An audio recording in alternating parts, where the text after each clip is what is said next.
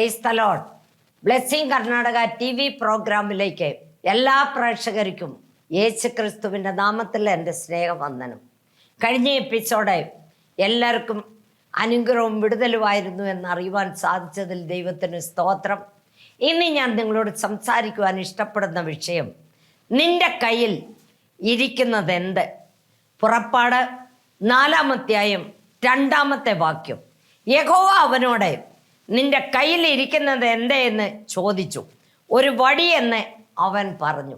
ഒരു വാക്ക് നമുക്ക് പ്രാർത്ഥിക്കാം. കർത്താവേ, സ്തോത്രം. ദൈവമേ, അളവ് കൂടാതെ സ്നേഹിക്കുന്ന ഞങ്ങളുടെ വാഴ്ത്തപ്പെട്ട സ്വർഗസ്ഥ പിതാവേ, ദൂരത്തും ചാർത്ത് വാരിക്കുന്ന നിന്റെ മക്കളെ ഓരോരുത്തരെയും നീ അനുഗ്രഹിക്കണമേ. വാക്യം നിന്റേതാണപ്പാ, ഞങ്ങൾ ഓരോരുത്തരും നിന്റേതാണപ്പാ. നീ ഞങ്ങളോട് സംസാരിക്കണമേപ്പാ. മനുഷ്യ സ്വരമല്ലപ്പാ, നിന്റെ സ്വരം കേൾപ്പാൻ നീ ഇടയാക്കണമേ. ആരും നശിച്ചു പോവാൻ നീ സമ്മതിക്കല്ലപ്പാ. അനേകർക്ക് വിടുതലിനെ കൊടുക്കണമേ. അനേകർ വാക്യം കർത്താവേ അപ്പാ, വാക്യത്തിൽ വേരൂന്നി വളരുവാൻ നീ ഇടയാക്കണമേ അപ്പാ. കൈവിടല്ലപ്പാ. ആദ്യവസാനം നീ കൂടെ ഇരിക്കണമേ. യേശുക്രിസ്തുവിന്റെ നാമത്തിൽ ചോദിക്കുന്നു, കൃപയോടെ കേൾക്കണമേ. ആമേൻ. പുറപ്പാട് 4-ാം അധ്യായം 2-ാം വാക്യം. യഹോവ അവനോട് നിന്റെ കയ്യിൽ ഇരിക്കുന്നത് എന്ത് എന്ന് ചോദിച്ചു. ഒരു വടിയെന്ന് അവൻ പറഞ്ഞു. ഇസ്രായേൽ ജനത്തെ മിസ്രൈമിൽ നിന്നും വിടുവിക്കുവാൻ വേണ്ടി തെരഞ്ഞെടുത്ത ഒരു വ്യക്തിയാണ് മോശ. അവൻ ആടുകളെ മേയിച്ചുകൊണ്ടിരിക്കുമ്പോൾ മുൾപ്പടർപ്പിൽ ഭയങ്കര തീ കത്തുന്നു. ഇതെന്താണെന്ന് നോക്കാനായിട്ട് അവൻ അടുത്ത് ചെന്നപ്പോൾ ഭയങ്കര തീയാണ്. പക്ഷേ ഒരില പോലും വാടിപ്പോകുന്നില്ല, ഒരു പുക പോലും അവിടെ വരുന്നില്ല. അതിനകത്ത് മോശേ മോശേ, നിന്റെ കാലിൽ നിന്നും ചെരുപ്പ് ദൂരെ ഇട, ഇത് വിശുദ്ധ ഭൂമിയല്ലോ എന്ന് പറഞ്ഞു. നമ്മുടെ ദൈവം ആരാണ്? പരിശുദ്ധനാണ്. പരിശുദ്ധനായ ദൈവത്തിൻ്റെ അടുത്ത് നമ്മൾ പരിശുദ്ധതയോടെ ചെല്ലണം. അങ്ങനെ അവൻ ആടുകളെ മേയിച്ചുകൊണ്ടിരിക്കുകയായിരുന്നു. അവൻ്റെ കയ്യിൽ എന്തുണ്ടായിരുന്നു? ഒരു വടി ഉണ്ടായിരുന്നു. ദൈവം അവനെ വിളിച്ചിട്ട് മിസ്രൈമിൽ ചെന്ന് ഫറവോന്റെ ബന്ധനത്തിൽ നിന്നും ഇസ്രായേൽ ജനത്തെ വിടുവിച്ച് പാലും തേനും ഒഴുകുന്ന ദേശത്തേക്ക്, അതായത് കനാൻ ദേശത്തേക്ക് അവരെ കൊണ്ടുപോകണം. അപ്പോൾ മോശ ചോദിച്ചു, ഞാൻ അവിടെ ചെന്ന് പറയുമ്പോൾ അവർ വിശ്വസിച്ചില്ലെങ്കിൽ ഞാൻ എന്ത് ചെയ്യണം? ദൈവം അവനോട് അവിടെ അത്ഭുതം പ്രവർത്തിക്കുമെന്ന് അവനെ അറിയിക്കുവാൻ വേണ്ടി അവനോട് പറഞ്ഞു. അവനോട് ചോദിച്ചു, നിന്റെ കയ്യിൽ ഇരിക്കുന്നത് എന്ത്? എൻ്റെ കയ്യിൽ ഒരു വടി, അത് താഴെ ഇടാൻ പറഞ്ഞു. അത് താഴെ ഇട്ട ഉടനെ അത് ഭയങ്കര ഒരു പാമ്പായി മാറി. അവൻ പേടിച്ച് പുറകോട്ട് ഓടിപ്പോകാൻ ഒരുങ്ങുകയാണ്. ഉടനെ അവനോട് പറഞ്ഞു, അതിൻ്റെ വാലെ പിടിക്കാൻ പറഞ്ഞു. വാലെ പിടിച്ച ഉടനെ അത് വടിയായി മാറി. നമ്മുടെ ദൈവം ആരാണ് മക്കളെ? നമ്മുടെ ദൈവം ജീവിക്കുന്ന ദൈവമാണ്. കൂടോത്രവാദികളോ മന്ത്രവാദികളോ കാണിക്കുന്ന അടയാളങ്ങളല്ല നമ്മുടെ ദൈവം കാണിച്ചത്. പ്രിയ മക്കളെ, ഇങ്ങനെ ദൈവത്തിൻ്റെ മഹിമയും ശക്തിയും വെളിപ്പെടുത്തി കാണിച്ചപ്പോൾ അവന് ധൈര്യവും വിശ്വാസവും ഉണ്ടായി. ഇന്നും പല ആളുകൾക്കും വിശ്വാസം വരണമെങ്കിൽ വിടുതൽ നടക്കണം. അനേകം വിടുതൽ കാണുമ്പോൾ കുറേ ജനങ്ങൾക്ക് വിശ്വാസം വർദ്ധിക്കും. പ്രിയ മക്കളെ, അവൻ്റെ കയ്യിലുള്ള കോലുകൊണ്ട് അവൻ ചെങ്കടലിനെ 2-ആയി വിഭാഗിച്ചു, ഉണങ്ങിയ നിലവാക്കി മാർപ്പെടുത്തി. അതുപോലെ തന്നെ നൈൽ നദിയെ രക്തമാക്കി മാറ്റി. അങ്ങനെ ആ കോൽ പല വിധത്തിലും ഉപയോഗിച്ചത് നമ്മൾ വചനത്തിൽ കാണുന്നു. അതുപോലെ നമ്മുടെ കയ്യിൽ എന്തുണ്ടെങ്കിലും അതിനെ ഉപയോഗിക്കാൻ ദൈവം ശക്തവാനാണ്. നമ്മൾ ദൈവത്തിൽ അങ്ങ് ഏൽപ്പിച്ചു കൊടുക്കണം. നമ്മൾ മുറുകെ പിടിച്ചുകൊണ്ടിരുന്നാൽ, മോശ ആദ്യമേ എന്നതാ പറഞ്ഞത്? അയ്യോ, എന്നാണ് വിക്കനാണ്, എനിക്ക് വാക്ക് സാമർത്ഥ്യമില്ലാത്തവനാണ്. അങ്ങനത്തെ ഉള്ളവരെയാ ദൈവത്തിന് വേണ്ടിയത്. എന്നെ പോലെ പാവപ്പെട്ട വ്യക്തിയാണ് ദൈവത്തിന് വേണ്ടിയത്. പ്രിയ മക്കളെ, നമ്മൾ ദൈവത്തിൽ അങ്ങ് ഏൽപ്പിച്ചു കൊടുക്കണം.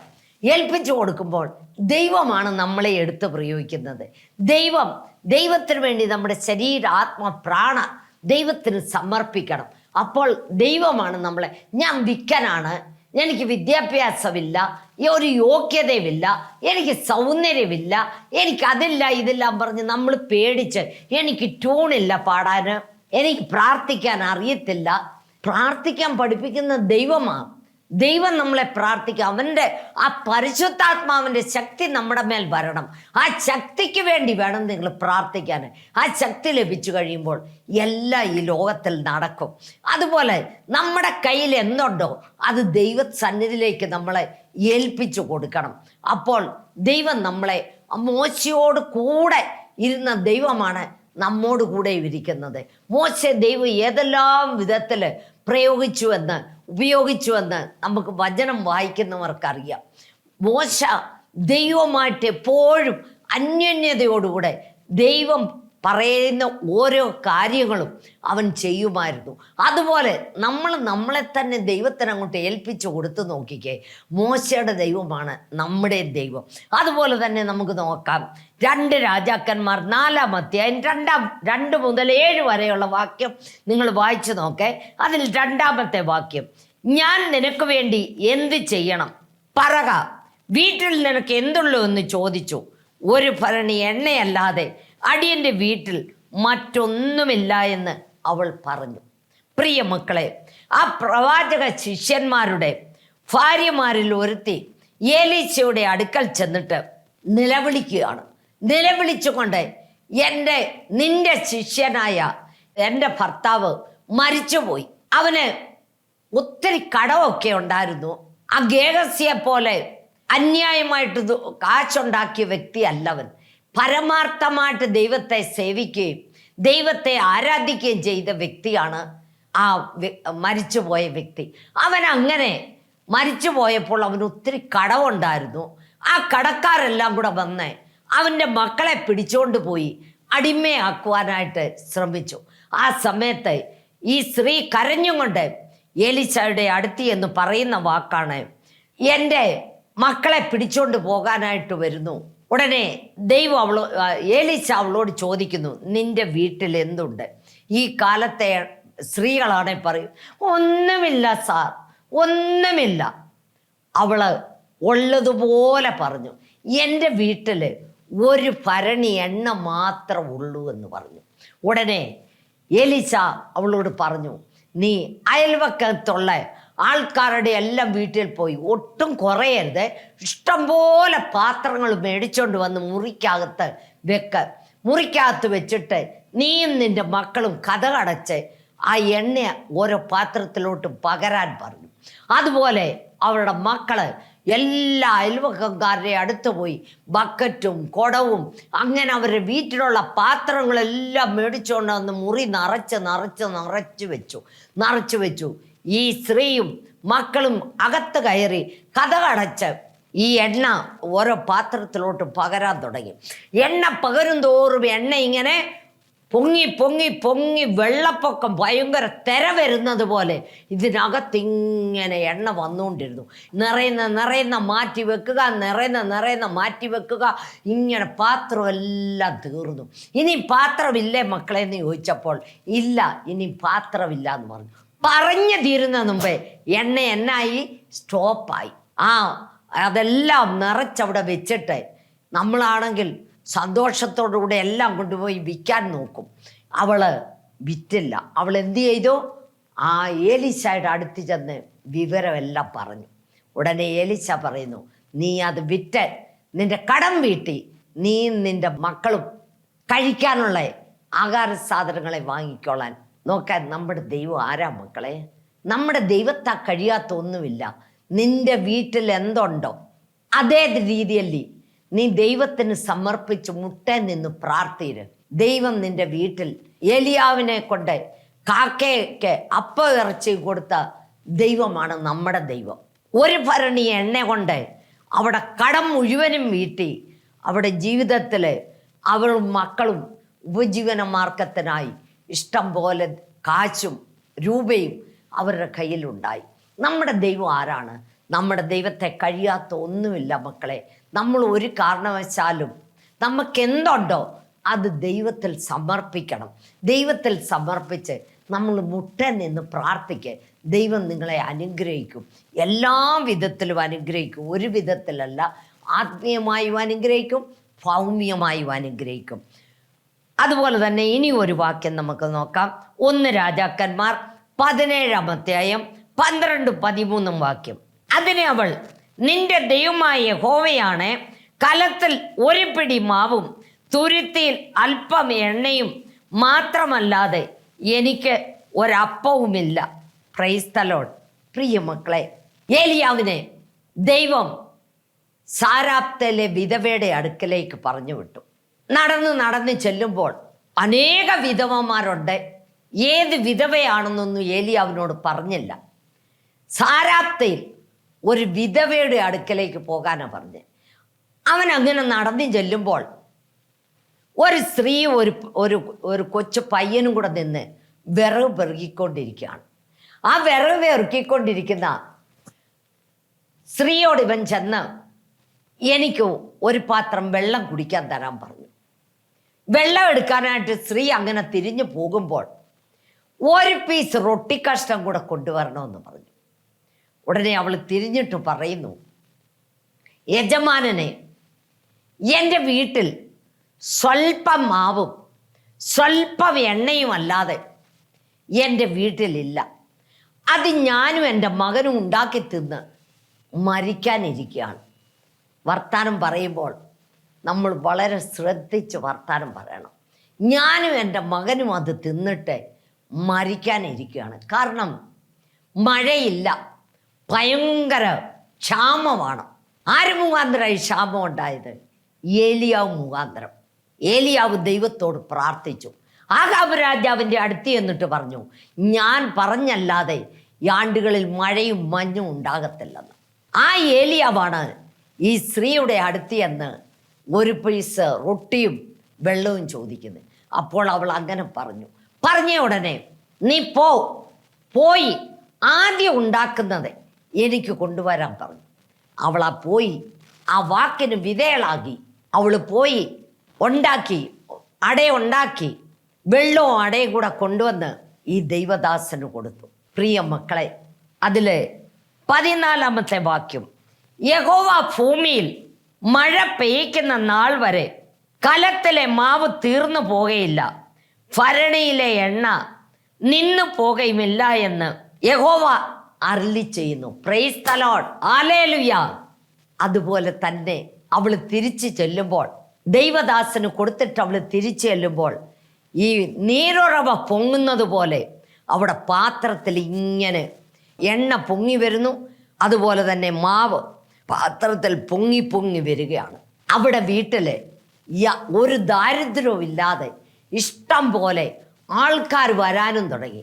എൻ്റെ റിലേഷനാണ്, ഞാൻ അങ്ങനെയാണ് ഇങ്ങനെയാണെന്ന് പറഞ്ഞാൽ അവിടെ വീട് നിറയെ ജനം. പ്രിയ മക്കളെ, പ്രിയ സഹോദര സഹോദരി, ദൈവത്തിൻ്റെ വാക്യവും പരിശുദ്ധാത്മാവിൻ്റെ എണ്ണയും ഉണ്ടെങ്കിൽ ജനം കൂടും. അവിടെ വീട്ടിൽ ഇഷ്ടം പോലെ ആൾക്കാർ, ഞാൻ ആ ബന്ധക്കാരനായി ഈ ബന്ധക്കാരത്തിയാന്നും പറഞ്ഞ് ഇഷ്ടം പോലെ ആൾക്കാർ വരുവാനും തിന്നു കുടിച്ച് ആനന്ദിച്ച് അവരുടെ വീട്ടിൽ കഴിയുവാനും ആൾക്കാരായി. ഒന്നുമില്ലായിരുന്നുവെങ്കിൽ ആ വീട് അവൾ ആരാണെന്ന് പോലും ആർക്കും അറിയത്തില്ല. സ്വന്തം ചേടത്തി പറഞ്ഞേനെ അവൾ ആരായി എനിക്കറിയത്തില്ലെന്ന് പറഞ്ഞേനെ. സ്വന്തം ആങ്ങളെ പറഞ്ഞേനെ എനിക്കറിയത്തില്ല അവൾ ആരാണെന്ന്. അതേസമയം പണമുണ്ടെങ്കിൽ നമുക്ക് റിലേഷനുണ്ട്, നമുക്ക് ആൾക്കാരുണ്ട് എന്ന് പറഞ്ഞതുപോലെ പ്രിയ മക്കളെ, നമ്മുടെ പരിശുദ്ധാത്മാവിൻ്റെ എണ്ണയും ദൈവത്തിൻ്റെ വചനവും ഉണ്ടെങ്കിൽ അവിടെ ആൾ കൂടും. പരിശുദ്ധാത്മാവിൻ്റെ എണ്ണയില്ലാത്ത ചർച്ചിನಲ್ಲಿ 15-16 പേരെ കൊണ്ട് പണ്ടിരുന്നവരെ കൊണ്ട് തന്നെ ഇരിക്കും. അതേസമയം പരിശുദ്ധാത്മാവിൻ്റെ എണ്ണയും വചനവും ഉണ്ടെങ്കിൽ ജനം കൂടി വരും. പ്രിയ മക്കളെ, നമ്മളെപ്പോഴും ദൈവസന്നിധിയിൽ താണിരിക്കുന്നവരായിരിക്കണം, താഴ്ത്തി ഏൽപ്പിക്കുന്നവരായിരിക്കണം. നമ്മളെ മുഴുവനായിട്ട് ദൈവത്തിന് വേണ്ടി സമർപ്പിച്ച്, ദൈവമേ ഞാൻ ഒന്നുമില്ല. അവളെന്താ പറഞ്ഞേ? ഞാനും എൻ്റെ മകനും മരിക്കാനിരിക്കുകയാണെന്ന്. അതാ വീട്ടിൽ സംഭവിച്ചു. കുറച്ച് നാൾ കഴിഞ്ഞപ്പോൾ അവിടെ മകന് സുഖമില്ലാതെ എന്തോ പറ്റി മകൻ മരിച്ചുപോയി. എൻ്റെ മകനെ, എൻ്റെ പാപം ഓർപ്പിക്കാനാണോ നീ വന്നത് എന്താണ് ഈ സംഭവിച്ചും പറഞ്ഞവളെ ചിരിച്ചു കളിച്ചിരുന്നവരുടെ മുഖം പെട്ടെന്ന് വാടിപ്പോയി. ഏലിയാവ് അവനെ ഉയർപ്പിച്ചു കൊടുത്തു. നമ്മുടെ ദൈവം ജീവിക്കുന്ന ദൈവമാണ്. നമ്മുടെ ദൈവത്താൽ കഴിയാത്തത് ഒന്നുമില്ല. കഴിഞ്ഞ ദിവസം ഒരു വ്യക്തി, ഞങ്ങളുടെ ചർച്ചിൽ വരുന്ന ഒരു വ്യക്തിയാണ്, അവനോട് ഞാൻ എപ്പോഴും പറയും, നിന്റെ കണ്ണ് കൊണ്ടുപോയി ഡോക്ടറെ കാണിയിട്ട് 2 കണ്ണും കാണുന്നില്ല, ഭയങ്കര കഷ്ടമാണ്, അവനെല്ലാം പ്രാർത്ഥിച്ച് അവൻ കാര്യം സാധിക്കുന്നത്. അവനൊരു ആശുപത്രിയിലും പോകുകയില്ല, ഒരു ഡോക്ടറിൻ്റെ അടുത്തും പോകുകയില്ല. അവന് എന്ത് കഷ്ടം വന്നാലും ഉടനെ ഓടി ഞങ്ങളുടെ വീട്ടിൽ വരും. ഞങ്ങൾ അവന് വേണ്ടി പ്രാർത്ഥിച്ചാൽ ഉടനെ അവന് സൗഖ്യമാകും. ഈ കഴിഞ്ഞ ദിവസം, നീ ആശുപത്രിയിൽ പോകുന്ന നിനക്ക് പൈസ ഇല്ലെങ്കിൽ ഞാൻ പൈസ തരാമെന്ന് പറഞ്ഞു. ഇല്ല ആൻറ്റി, എനിക്ക് വേണ്ടി പ്രാർത്ഥിച്ചാൽ മതി, എനിക്ക് കണ്ണ് സുഖമായിക്കോളൂ എന്ന് പറഞ്ഞു. അവൻ്റെ വിശ്വാസം എത്ര വലുതാണ്. ഞാൻ അവൻ്റെ കണ്ണിലോട്ട് കൈപിടിച്ച് ഞാൻ പ്രാർത്ഥിച്ച് ആമീൻ പറഞ്ഞുകൊണ്ടേ, ആൻറ്റി എൻ്റെ 2 കണ്ണും കാണുന്നെന്ന് പറയുന്നു. ഓക്കെ, നമ്മുടെ ദൈവം ആരാണ് മക്കളെ? നമ്മുടെ ദൈവത്തെ കഴിയാത്ത ഒന്നുമില്ല. അവൻ്റെ കണ്ണ് കാണുന്നവനായി അവൻ ഇവിടുന്ന് പോയി. അതുപോലെ തന്നെ കഴിഞ്ഞ ദിവസം എനിക്ക് തിരുവനന്തപുരത്ത് നിന്ന് ഒരു അമ്മച്ചി ഫോൺ ചെയ്തു. അമ്മച്ചിയോ ആൻറ്റിയോ എനിക്കറിയത്തില്ല ആരാണെന്ന്. ഒരാൻറ്റി ഫോൺ ചെയ്തു, എൻ്റെ ഒരു കണ്ണൊട്ടും കാണുന്നില്ല, ഓപ്പറേഷൻ ചെയ്താലും കണ്ണ് തിരിച്ചു കിട്ടുമെന്ന് ഡൗട്ടാണെന്ന് ഡോക്ടർ പറഞ്ഞെന്നും പറഞ്ഞ് അവർ കരഞ്ഞുകൊണ്ട് എനിക്ക് ഫോൺ ചെയ്തു. ഞാൻ ഉടനെ പറഞ്ഞു, അമ്മച്ചി ആ കണ്ണിലോട്ടൊന്ന് കൈ പിടിച്ച് അമ്മച്ചിക്ക് വേണ്ടി പ്രാർത്ഥിക്കാമെന്ന് പറഞ്ഞു. ആ അമ്മച്ചിക്ക് വേണ്ടി ഞാൻ കണ്ണെ കൈപിടിച്ച് പറഞ്ഞു, ഞാൻ പ്രാർത്ഥിച്ചു. ആ ആൻറ്റിയുടെ കണ്ണ് തുറന്ന ദൈവം, നമ്മുടെ ദൈവം ആരാണ്? അവരെനിക്ക് അന്നേരമേ വിളിച്ചു കൂവി അലറി പറയുന്നു, എൻ്റെ കണ്ണ് നല്ലപോലെ കാണുന്നു, എൻ്റെ കണ്ണ് നല്ലപോലെ കാണുന്നു. നമ്മുടെ ദൈവം ആരാ മക്കളെ? നമ്മുടെ ദൈവത്താ കഴിയാത്ത ഒന്നുമില്ല. നമ്മൾ നമ്മളെ തന്നെ ഏൽപ്പിച്ചു കൊടുക്കണം. അപ്പം ദൈവം നമ്മളെ എല്ലാ വിധത്തിലും അനുഗ്രഹിക്കും. അതുപോലെ ഒരു വാക്യം കൂടെ നമുക്ക് നോക്കാം. യോഹന്നാന്റെ സുവിശേഷം 6-ാം അധ്യായം 9-ാമത്തെ വാക്യം. അന്ത്രയോസ് അവനോട്, ഇവിടെ ഒരു ബാലകനുണ്ട്, അവൻ്റെ പക്കൽ 5 അപ്പവും 2 മീനുമുണ്ട്. കർത്താവായ യേശു ക്രിസ്തു 3 ദിവസം അവിടെ ഭയങ്കര കൺവെൻഷൻ പോലെ ജനങ്ങളിങ്ങനെ തിങ്ങിക്കൂടി ഭയങ്കര പുൽപ്പുറവാ. എല്ലാവരും വരുന്നവരെ നല്ല തേനൊഴുകി വരുന്ന പോലെ നമ്മുടെ യേശു ക്രിസ്തുവിൻ്റെ വായിൽ നിന്നും വചനം വരുന്നത്. ആ വചനം കേട്ട് ജനങ്ങളെല്ലാം 3 ദിവസം അവിടെ ഇരുന്നു. അങ്ങനെ ഇരുന്ന് അവരെ പിരിച്ചു വിടാൻ സമയത്ത്, അയ്യോ ഇവർ തല കറങ്ങിയ കാണും, വീണുപോയല്ലോ, എന്തു ചെയ്യും? അവർക്ക് വല്ലതും കഴിക്കാൻ കൊടുക്കാൻ പറഞ്ഞു. ഉടനെ ശിഷ്യന്മാർ പറയുന്നു, 200 വെള്ളിക്കാശിന് പോയി മേടിച്ചോണ്ട് വന്നാൽ പോലും ഇവർക്ക് തികയത്തില്ല, ഞങ്ങൾ എവിടുന്ന് മേടിക്കാനാണെന്ന്. ഉടനെ കർത്താവ് ചോദിച്ചു, നിങ്ങളുടെ കൈവശം എന്തുണ്ടെന്ന്. ഉടനെ അന്ത്രയോസ് പറയുന്നു, ഒരു ബാലൻ്റെ കയ്യിൽ അവൻ്റെ അമ്മ അവന് പൊതി കെട്ടി കൊടുത്തു വിട്ടതാണ്. അവൻ പാപ ഈ പ്രസംഗമെല്ലാം കേട്ട്, ഈ വചനം കേട്ട് അവൻ കഴിച്ചുമില്ല, ഒന്നുമില്ല, അതങ്ങനെ അവൻ്റെ കയ്യിലുണ്ട്. അവന് ഉടനെ അന്ത്രയോസ് പറയുന്നു, ആ ഒരു കൊച്ചൻ്റെ കയ്യിലെ, ഒരു ബാലൻ്റെ കയ്യിലെ 5 അപ്പവും 2 മീനും ഉണ്ടെന്ന്. ഉടനെ യേശു ക്രിസ്തു പറയുന്നു, പന്തിയായിട്ട് ഇരുത്താൻ പറഞ്ഞു. അങ്ങനെ പുൽപ്പുറത്ത് പന്തിയായിട്ട് 50 വീതം ഇരുത്തി. പ്രിയ മക്കളെ, 5000 പുരുഷന്മാർ കഴിച്ചെന്ന് പറയുന്നു. പുരുഷന്മാർ കഴിച്ചെങ്കിൽ ഏത് ചർച്ചിൽ പോയാലും ഏത് കൺവെൻഷന് പോയാലും ഏറ്റവും കൂടുതൽ പുരുഷന്മാരെക്കാട്ടിലും സ്ത്രീകളാണ്. സ്ത്രീകളുടെ എണ്ണം അവിടെ പറയുന്നില്ല. ഒരു 25,000 പേരെങ്കിലും അവിടെ കഴിച്ചു കാണുമെന്നാണ് എൻ്റെ വിശ്വാസം. കാരണം സ്ത്രീകൾ വരുമ്പോൾ സ്ത്രീകളുടെ കൂടെ അവരുടെ മക്കളും കാണും. അങ്ങനെ എത്രയോ പേര് അവരെല്ലാം കഴിച്ച് 12 കൊട്ട ബാക്കി വന്നു. നമ്മുടെ ദൈവം ആരാണ്? നമ്മുടെ ദൈവത്താൽ നമ്മുടെ കയ്യിലുള്ള അല്പം ദൈവത്തിൻ്റെ കയ്യിൽ സമർപ്പിക്കാൻ നമുക്ക് മനസ്സുണ്ടെങ്കിൽ നമുക്കത് വർദ്ധിപ്പിച്ച് അനേകർക്ക് പ്രയോജനമാകുന്ന വിധത്തിൽ നമ്മളെ ഓരോരുത്തരും ദൈവം എടുത്ത് പ്രയോഗിക്കും. നമ്മൾ എന്തുണ്ടെങ്കിലും ദൈവത്തിന് സമർപ്പിച്ചു കൊടുക്കണം. അതുപോലെ തന്നെ ദരിദ്രയായ ഒരു വിധവ, അവിടെ കയ്യിൽ 2 കാശ് മാത്രമേ ഉള്ളായിരുന്നു. അതായത് മർക്കോസിൻ്റെ സുവിശേഷം 12-ാം അധ്യായത്തിനകത്ത് നിങ്ങൾ 42, 43, 44 നിങ്ങൾ വായിച്ചു നോക്കുക, നിങ്ങൾക്കെല്ലാം അറിയാവുന്ന കാര്യമാണ്. ആ ദരിദ്രയായ വിധവ അവിടെ കയ്യിൽ 2 കാശാണ് ഉണ്ടായിരുന്നത്. ആ 2 കാശ് അവൾ ആ സ്തോത്രകാഴ്ച പാത്രത്തിലിട്ടു. വൈകിട്ടത്തെ ഉപജീവനമാണ് അവിടേത്. അവൾ അത് മുഴുവനും അവിടെ ഇട്ടു. ഉടനെ ദൈവം ശിഷ്യന്മാരെ വിളിച്ചിട്ട് യേശു ക്രിസ്തു പറയുകയാണ്, എല്ലാവരെക്കാളും അവരെല്ലാം സമൃദ്ധിയിൽ നിന്ന് വിട്ടു, ഇവളെ ഇല്ലായ്മയിൽ കൂടെയാണ് ഇട്ടത്. എല്ലാവരെക്കാട്ടിലും കൂടുതൽ ഇട്ടത് ഈ വിധവയാണ്. പ്രിയ മക്കളെ, നമ്മുടെ ദൈവം ജീവിക്കുന്ന ദൈവമാണ്. നമ്മുടെ നിങ്ങളിങ്ങനെ പേഴ്സ് തുറന്ന് ഇടഞ്ഞ് 10 രൂപ 5 രൂപ ഇങ്ങനെ എടുക്കരുത്. ഒരു 500 രൂപ നോട്ട് ഇട്, ഒരു 200 രൂപ നോട്ട് ഇട്. ദൈവം നിങ്ങളെ അനുഗ്രഹിക്കും. 100 രൂപയിൽ കുറച്ചിടരുത് സ്വത്രകാഴ്ച. ദൈവം നിങ്ങളെ അനുഗ്രഹിക്കണമെന്ന് വരികിൽ ദൈവം എല്ലാ വിധത്തിലും. അതുപോലെ തന്നെ നിങ്ങൾക്ക് കിട്ടുന്ന, നിൻ്റെ വീട്ടിൽ വരുന്ന രൂപയുടെ ദശാംശം എത്ര വരുന്നോ, നിൻ്റെ ശമ്പളമായാലും ശരി, നീ തേങ്ങ വിറ്റതായാലും ശരി, റബ്ബർ വിറ്റതായാലും ശരി, ഏലക്ക വിറ്റതായാലും ശരി, കുരുമുളക് വിറ്റതായാലും ശരി, കാപ്പിക്കുരു വിറ്റതായാലും ശരി, എന്താവും നിൻ്റെ വീട്ടിൽ വിൽക്കുന്നോ അതിൻ്റെ രൂപ നിങ്ങളുടെ വീട്ടിൽ വരുമല്ലോ. അതിൻ്റെ ദശാംശം ദൈവത്തിന് കൊടുത്തു നോക്കിക്കേ. ഈ വർഷം നീ 10 ചീല ഏലക്ക എടുത്തെങ്കിൽ അടുത്ത വർഷം 20 ചാക്ക് ഏലക്ക കിട്ടും.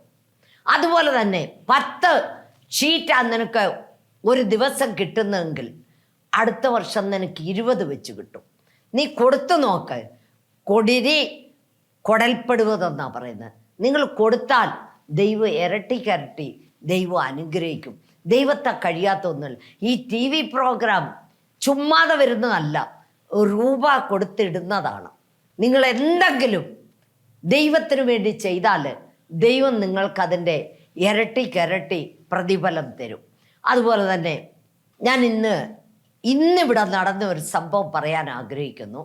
ഒരു സ്ത്രീയെ, ചെളിക്കര ഒരു സഭയിൽ പോകുന്ന സ്ത്രീയാണ്. ഞാൻ ഏത് സഭയെന്നൊന്നും പറയുന്നില്ല. ചെളിക്കര എന്ന് പറഞ്ഞ ദേശത്തെ അവർ 3 പേരെ കൂട്ടിക്കൊണ്ട് ഇന്ന് 12 മണിയായപ്പോൾ എൻ്റെ വീട്ടിൽ വന്നു. ആൻറ്റി, ഇവരുടെ മേത്ത് രാത്രി ഇവർക്ക് ഉറക്കമില്ല, ഭയങ്കര കഷ്ടമാണ്. അതിന് ഞാൻ ഇവരെയും കൂട്ടിക്കൊണ്ട് ആൻറ്റിയുടെ TV പ്രോഗ്രാം കണ്ടു വന്നതാണ്. കാരണം TV പ്രോഗ്രാം എന്ന് പറഞ്ഞാൽ കന്നഡ TV പ്രോഗ്രാം ഉണ്ട് ഞങ്ങൾക്ക്, അത് കണ്ടു വന്നതാണെന്ന് പറഞ്ഞു. ഞാൻ ഉടനെ പറഞ്ഞു, അവരെക്കാട്ടിലും കഷ്ടം നിനക്കാണല്ലോ എന്ന് പറഞ്ഞു. എൻ്റെ അവിടെ മുഖത്ത് നോക്കിയപ്പോഴേ എനിക്കറിയാം അവിടെ മേത്ത് സാത്താനുണ്ടെന്നുള്ളത്. ഞാൻ പറഞ്ഞു, ഫസ്റ്റിൽ ഞാൻ നിനക്ക് വേണ്ടി പ്രാർത്ഥിക്കാം, മുട്ടുകുത്താൻ പറഞ്ഞു. ഞാൻ അവൾക്ക് വേണ്ടി പ്രാർത്ഥിച്ച ഉടനെ സാത്താൻ അങ്ങോട്ട് കാറാൻ തുടങ്ങി. കാറിക്കൊണ്ട് പറയാണ്, അവിടെ വീട് എൻ്റേതാണ്, എൻ്റെ വീട്ടിൽ ഞാൻ ഇവളെ താമസിപ്പിക്കത്തില്ലെന്ന്. സാത്താൻ പറയുക, സാത്താനെ, അവൾ ഇന്ന് ദൈവത്തിൻ്റെ മകളാണ്, നീ അവളെ വിട്ടു പോകണം. ഇത്രയും നാളും നീ അവളെ ശല്യപ്പെടുത്തിയത് മതി, നീ അവളെ വിട്ടു പോകണമെന്ന് പറഞ്ഞു. വീട് വേണം എനിക്കെന്ന്. ഞാൻ ഉടനെ പറഞ്ഞു, നിനക്കെന്തിനാ വീട് സാത്താനെ? നിനക്ക് വീടുമില്ല, ഒന്നുമില്ല. നീ അധമ പാതാളത്തിലേക്ക് നിന്നെ ചവിട്ടി താക്കേണ്ടിയ സമയം അടുത്തിരിക്കുകയാണ്. നീ എത്രയും വേഗം അവളെ വിടാൻ പറഞ്ഞു. നീ പോയെന്ന് എനിക്കറിയണം. മുട്ടുകുത്താൻ പറഞ്ഞു. മുട്ടുകുത്തി. കൈ മേളിലോട്ട് ഉയർത്താൻ പറഞ്ഞു. ഉയർത്തി. കൂപ്പി പിടിക്കാൻ പറഞ്ഞു. നീ 3 പ്രാവശ്യം വിളിച്ചു പറഞ്ഞു. കൂവിക്കോ, എത്ര ഒച്ചയുണ്ടോ അത്രയും ഒച്ച വിളിച്ചു പറയാൻ പറഞ്ഞു. വിളിച്ചു പറഞ്ഞു. അങ്ങനെ 3 പ്രാവശ്യം നിലത്തടിച്ച്, ഇനി ഞാനിവിടെ വീട്ടിൽ വരത്തില്ല, എനിക്കിവിടെ വീടും വേണ്ട, ഒന്നും വേണ്ട, ഇവളും വേണ്ട എന്നും പറഞ്ഞ് ആ സാത്താൻ അവളെ വിട്ടുപോയി. കൂട്ടിക്കൊണ്ട് വന്നവരെ അവരോട് പറഞ്ഞു, നാളെ വെള്ളിയാഴ്ചയാണ്, വെള്ളിയാഴ്ച നിങ്ങൾ വരാൻ പറഞ്ഞു. പ്രിയ മക്കളെ, നിങ്ങളുടെ പ്രാർത്ഥനയിൽ ഞങ്ങളെയും ഞങ്ങളുടെ കുടുംബത്തെയും ഞങ്ങളുടെ വേലയെ ഓർത്ത് പ്രാർത്ഥിക്കണം. നിങ്ങളുടെ പ്രാർത്ഥനാ വിഷയം എന്തുണ്ടെങ്കിലും ഞങ്ങൾക്ക് ഫോൺ ചെയ്താൽ ഞാൻ നിങ്ങൾക്ക് വേണ്ടി പ്രാർത്ഥിക്കുന്നതാണ്. അതുപോലെ തന്നെ നിങ്ങൾക്ക് എന്ത് കഷ്ടമുണ്ട്, എന്ത് നോവുണ്ട്, എന്താണ് നിങ്ങളുടെ പ്രശ്നമെന്ന് നിങ്ങൾ ദൈവസന്നിധിയിൽ മുട്ടുകുത്താൻ പറ്റുന്ന ഒരു മുട്ടുകുത്തുക. ഒരു കൈ നിങ്ങളുടെ വേദനയുള്ള ഭാഗത്ത് വയ്ക്കുക, ഒരു കൈ മുകളിലോട്ട് ഉയർത്തുക. ഞാൻ നിങ്ങൾക്ക് വേണ്ടി പ്രാർത്ഥിക്കാൻ പോവാണ്. ഹല്ലേലൂയ. സ്തോത്രം, സ്തോത്രം, സ്തോത്രം. കരുണാസമ്പന്നനും നിത്യനുമായ ഞങ്ങളുടെ വാഴ്ത്തപ്പെട്ട സ്വർഗസ്ഥ പിതാവേ, ദൂരത്തും ചാർത്തുമായിരിക്കണം മക്കളുമായിട്ട് നിന്റെ അടുത്ത് വരുന്നപ്പ നീ അനുഗ്രഹിക്കണമേ. പൂർണ്ണ ആയുസ്സും ആരോഗ്യം നീ കൊടുക്കണമേ കർത്താവേ. അപ്പ എത്രയോ ജനങ്ങൾ കർത്താവെ ICUവിലും വെന്റിലേറ്ററിലും കഴിയുന്നപ്പ നീ അവർക്ക് ശാന്തി സമാധാനം കൊടുക്കണമേ കർത്താവെ. സമാധാനമില്ലാതെ എത്ര കുടുംബങ്ങളെ കുടിച്ചു കൂത്താടി കർത്താവെ വീട്ടിൽ സമാധാനമില്ലാതെ കഴിയുന്നല്ലപ്പ, അവർക്ക് നീ സമാധാനത്തെ കൊടുക്കണമേ. ഈ ലോകം കൊടുക്കുന്ന സമാധാനം ശാശ്വതമല്ലപ്പ, നീ കൊടുക്കുന്ന സമാധാനം ശാശ്വതമായ സമാധാനമാണപ്പ. ഞാൻ എൻ്റെ കണ്ണ് പർവ്വതങ്ങളിലേക്ക് ഉയർത്തുന്നു, എനിക്ക് സഹായം എവിടുന്ന് വരും? എൻ്റെ സഹായം ആകാശത്തെയും ഭൂമിയെ ഉണ്ടാക്കിയ യഹോവയെങ്കിൽ നിന്ന് വരുന്നെന്ന് പറയുവാൻ നീ ഇടയാക്കണമേ അപ്പ. കർത്താവെ കൈവിടല്ലപ്പ. ആറ്റരികത്ത് നിൽക്കുന്നു ഇല വടത്തും തക്കാലത്ത് ഫലം കായ്ക്കുന്നതുമായ വൃക്ഷം പോലെ നിന്റെ മക്കളെ ഓരോരുത്തരെ നീ എടുത്തു പ്രയോഗിക്കണമേ അപ്പ. നീ കൈവിടല്ലപ്പ. ആദ്യ അവസാനം നീ കൂടെ ഇരിക്കണമേ കർത്താവെ. നീ ജീവിക്കുന്ന ദൈവമാണപ്പ, നീ രാജാതിരാജനാണപ്പ, നീ പ്രഭുക്കന്മാരിൽ പ്രഭുവാണപ്പ, നീ സകലത്തിന് സകലവുമാണപ്പ കർത്താവെ. എല്ലാ പാസ്റ്റർമാരെ, എല്ലാ അച്ഛന്മാരെ, എല്ലാ ഇവാഞ്ചലിസ്റ്റുകളെയും നീ അനുഗ്രഹിക്കണമേ. ക്രിസ്തവിരോധികളുടെ ഹൃദയത്തോട് നീ ഇടപെടണമേ അപ്പ കർത്താവെ. ഒരു സത്യദൈവത്തെ കാണുവാൻ, ജീവിക്കുന്ന ദൈവത്തെ കാണുവാൻ നീ ഇടയാക്കണമേ. ആരും നശിച്ചു പോവാൻ നീ സമ്മതിക്കല്ലപ്പ, തളർന്നും ക്ഷീണിച്ചു പോവാൻ നീ സമ്മതിക്കല്ലപ്പ. നീ കൂടെ ഇരുന്ന് പ്രവർത്തിക്കണമേ കർത്താവേ. അപ്പ പുറത്ത് വേദന, കാലുവേദന, വയറ്റുവേദന, തലവേദന, എത്രയോ ജനങ്ങൾ കഷ്ടപ്പെടുന്നപ്പ നീ അവരെ ഇപ്പോൾ തന്നെ തൊടണമേ.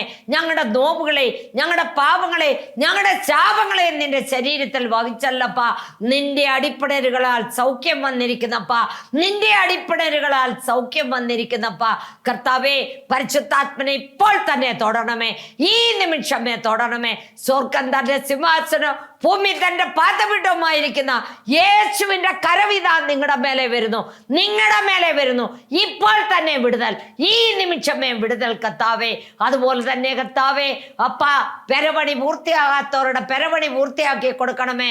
സ്ഥലം വിൽക്കാനുള്ളവരുടെ സ്ഥലം വിറ്റ് അവരുടെ കടം വീട്ടുവാൻ നീ സഹായിക്കണമേ കർത്താവേ.